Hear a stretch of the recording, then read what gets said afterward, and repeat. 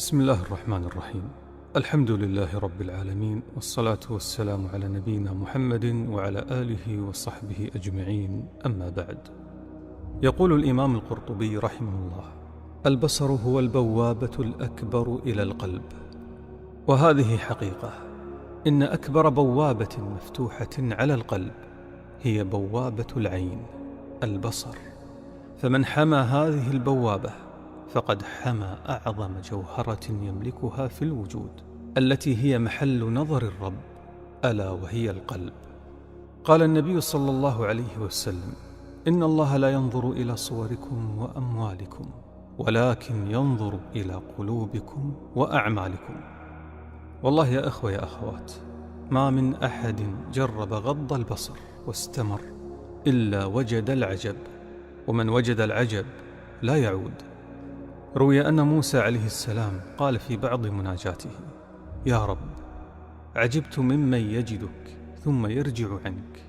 فقال الله: يا موسى، إن من وجدني لا يرجع عني، وما رجع من رجع إلا عن الطريق. يعني الذين انتكسوا عن طريق الاستقامة لم يصلوا أصلا إلى الله، إنما رجعوا وهم لا يزالون في منتصف الطريق، استعجلوا ولم يصبروا. أما الواصل الحقيقي للحب الإلهي والولاية فهذا مستحيل أن يعود إلا أن يشاء الله. من وصل إلى النور الأعظم مستحيل أن يعود إلى الظلمات.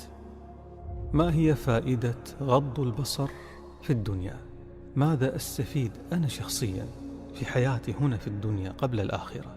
أول فائدة تلمسها في حياتك هي حلاوة الإيمان والشعور القوي بالقرب من الله. ثم إذا استمريت بذلك يكرمك الرحمن برقة القلب لذكره ولذة البكاء، وهي لذة عالية سماوية يدخل بها الإنسان إلى عالم الملكوت الأعلى. وكما قيل: من غض بصره غزرت من خشية الله دمعته. فإذا استمر فتحت له عين البصيرة، وهي عين القلب، فتأتيه من الكرامات والمكاشفات والإشارات التي تخبره بحب الله له وقرب الله منه. ثم بعد ذلك يكون مستجاب الدعاء. فإن بلغ هذه المرحلة من الحياة مع الله وهذه الدرجة من السعادة، مستحيل أن يقدم شيئا من ملذات الدنيا الدنيئة على هذا الرقي السماوي القدسي والعالم الملكوتي. وهذه من أعظم المكافآت التي يكافئ الله بها عبده المؤمن، لأن من ترك شيئا لله عوضه الله خيرا منه. ما هو الدليل على كلام هذا؟ قال رسول الله صلى الله عليه وسلم: ما من مسلم ينظر إلى محاسن امرأة أول مرة ثم يغض بصره إلا أخلف الله له عبادة يجد حلاوتها، كما في الحديث القدسي الذي رواه الحاكم والطبراني عن النبي صلى الله عليه وسلم فيما يرويه عن ربه عز وجل قال: إن النظرة سهم من سهام إبليس مسموم، من تركها من مخافتي أبدلته إيمانا يجد حلاوته في قلبه. قال مجاهد: غض البصر عن محارم الله يورث حب الله. قال أحد الصالحين: كلما غض المسلم بصره عن الحرام ازداد الإيمان في قلبه واتسع النور في فؤاده، فينتشر النور إلى جوارحه، فتبكي العين من الخشية ويسكن الجسد من الهيبة، فعند ذلك يتطلع إلى المزيد من الغض، فيغض قلبه عن كل ما سوى الله، فلا يرى بعينه إلا فعل الله، ولا يسمع بأذنه إلا ما يرضي الله، وعند ذلك يتذوق قلبه حلاوة قرب الله منه، كما في الحديث القدسي: فإذا أحببته كنت سمعه الذي يسمع به وبصره الذي يبصر به. تواترت الأقوال والتجارب أن غض البصر يولد النور في القلب. ففي سورة النور بعد أمر الله تعالى للمؤمنين والمؤمنات بغض البصر أتت مباشرة بعدها: الله نور السماوات والأرض. قال ابن القيم رحمه الله عن غض البصر أنه يكسب القلب نورا كما أن إطلاقه يكسبه ظلمة، ولهذا ذكر الله آية النور عقيب الأمر بغض البصر فقال: قل للمؤمنين يغضوا من أبصارهم ويحفظوا فروجهم. ثم قال إثر ذلك: الله نور السماوات والأرض، مثل نوره كمشكاة فيها مصباح، أي مثل نوره في قلب عبده المؤمن الذي امتثل أوامره واجتنب نواهيه. وإذا استنار القلب أقبلت وفود الخيرات إليه من كل جانب، كما أنه إذا أظلم أقبلت سحائب البلاء والشر عليه من كل مكان، فإذا فقد ذلك النور بقي صاحبه كالأعمى الذي يجوس في حنادس الظلام. ما هو فضل غض البصر في الآخرة؟ قال النبي صلى الله عليه وسلم: اضمنوا لي 6 من أنفسكم أضمن لكم الجنة، وذكر منها: وغضوا أبصاركم. فغض البصر يعتبر من أهم أسباب دخول الجنة. وعن أبي هريرة رضي الله عنه عن النبي صلى الله عليه وسلم قال: كل عين باكية يوم القيامة إلا عينا غضت عن محارم الله، وعينا سهرت في سبيل الله.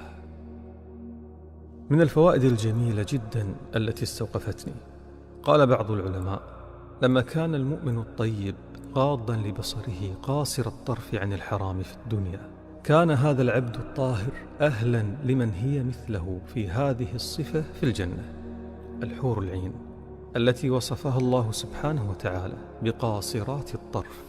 فلما قصر طرفه عن الحرام كان أهلا لهذه الحورية التي قصر طرفها عن جميع الرجال إلا زوجها المؤمن في الجنة.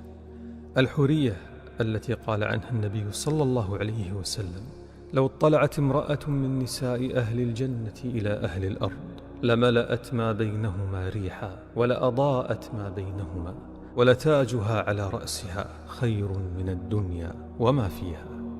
فالجزاء من جنس العمل، والطيور على أشكالها تقع، فالطيبون للطيبات. هل هناك فعلا شباب لا ينظرون إلى الحرام أبدا؟ من الأخطاء الفادحة أن ترى الناس بعين طبعك أنت.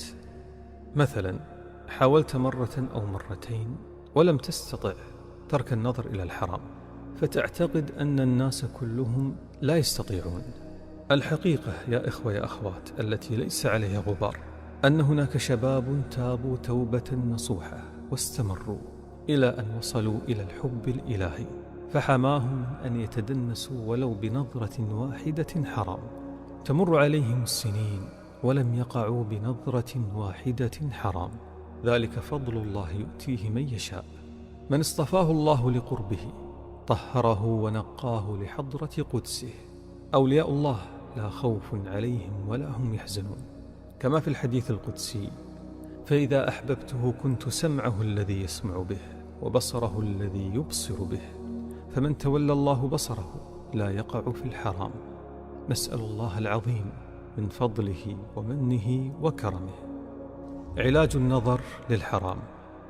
العلاج باختصار: اصرف نظرك. لم يطلب منك حمل شيء ثقيل يكسر ظهرك أو يشقي جسدك. المطلوب شيء بسيط جدا جدا، هي طرفة العين فقط. اطرف عينك عن الحرام. وهذه نصيحة النبي صلى الله عليه وسلم. يعني لو أتيت وجلست بين يدي النبي عليه الصلاة والسلام وطلبت منه النصيحة سينصحك بهذا الكلام. أحد الصحابة سأل النبي صلى الله عليه وسلم عن نظرة الفجأة. عن جرير بن عبد الله رضي الله عنه قال: سألت النبي صلى الله عليه وسلم عن نظرة الفجأة فأمرني أن أصرف بصري. باختصار: اصرف بصرك وارتاح. وهذه نصيحة أخرى للنبي صلى الله عليه وسلم، وهو ينصح علي بن أبي طالب، يقول: يا علي، لا تتبع النظرة فإن لك الأولى وليست لك الآخرة. فالعلاج الأول والأساسي والأهم، وهي وصية الله لنا: قل للمؤمنين يغضوا من أبصارهم. إخواني أخواتي، غض البصر لا يعني أن أمشي وأنا مغمض عيني فأصطدم بالحائط، لا. غض البصر يعني عدم التركيز بالنظر إلى امرأة ملفتة جاذبة. والكلام كذلك موجه للنساء: عدم التركيز بالنظر إلى شاب ملفت جاذب.